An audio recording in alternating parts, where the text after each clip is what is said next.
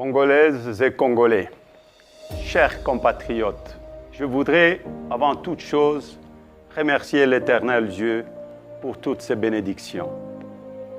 Permettez-moi ensuite de m'incliner devant la mémoire de nos compatriotes et de tous ceux qui ont perdu leur vie suite aux activités criminelles de groupes armés, internes et externes, et surtout l'étendue du territoire national, notamment à Ituri, au Nord Kivu et à Kwamut.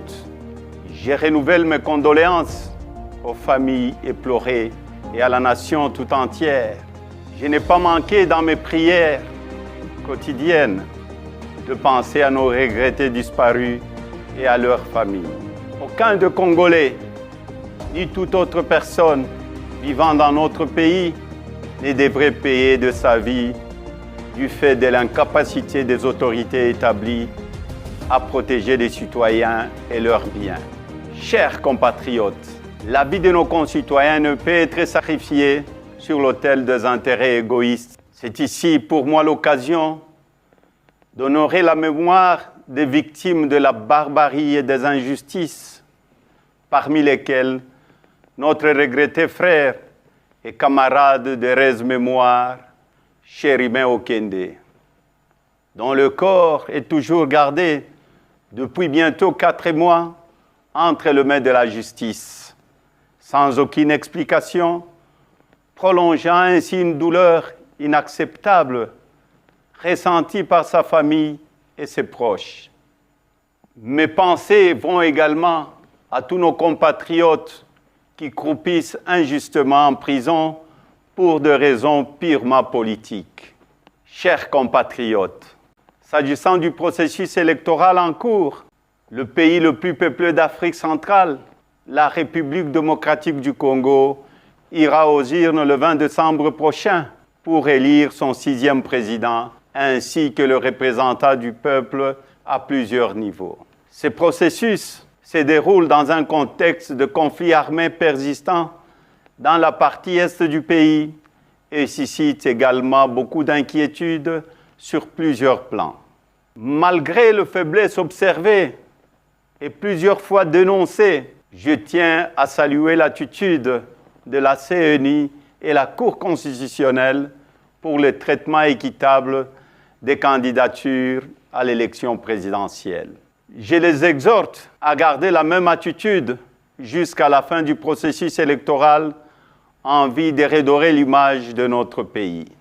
Chers compatriotes, le temps est arrivé de mettre un terme à l'insécurité et aux tueries surtout dans la partie est de notre République, de répartir équitablement les richesses du pays et de dissiper la misère de la population, de mettre fin à la gabegie financière, au détournement, à la corruption et au tribalisme, de couper court à l'instrumentalisation de la justice, de doter la République d'une administration efficace, d'une armée républicaine, professionnelle et dissuasive et d'une police au service des citoyens, de restaurer l'autorité de l'État, d'améliorer les conditions socio-économiques des Congolais. Je suis convaincu que notre détermination de sortir de ces conditions de vie qui se dégradent continuellement va conforter notre énergie, notre sens de responsabilité et notre maturité pour mettre fin à la gouvernance chaotique qui nous est imposée. Bref, il est temps de rendre la dignité aux Congolaises et aux Congolais. Le beau temps est arrivé. Il est à notre portée. Mon combat est l'instauration de la démocratie et d'un état de droit où il fera bon vivre. S'inspirant de certains enseignements de nos illustres disparus, je citais Joseph Kasavubu, le président Joseph Désiré Mobutu, le président Laurent Désiré Kabila et le premier ministre Patrice Emery Lumumba. Je soutiendrai qu'il est temps d'écrire ensemble notre propre histoire une histoire de gloire, de dignité et non d'injustice. Ils nous ont appris notamment à privilégier l'intégrité et l'honnêteté, l'unité, la concorde et la cohésion nationale, la dignité du peuple congolais, l'autoprise en charge du peuple et le combat pour la liberté. Chers compatriotes, j'aimerais féliciter les autres candidats à l'élection présidentielle pour la sélection de leur candidature et leur rappeler que nous sommes tous filles et fils de ces pays. Nous ne sommes pas des ennemis, mais simplement des adversaires politiques. Les élections ne peuvent et ne doivent pas être à la base des divisions, mais plutôt à la confirmation de notre maturité politique en tant que filles et fils d'une même nation. J'en appelle donc à la cohésion et à l'unité nationale, si chèrement acquises et qui sont mises à mal par des antivaleurs, notamment le tribalisme et le népotisme.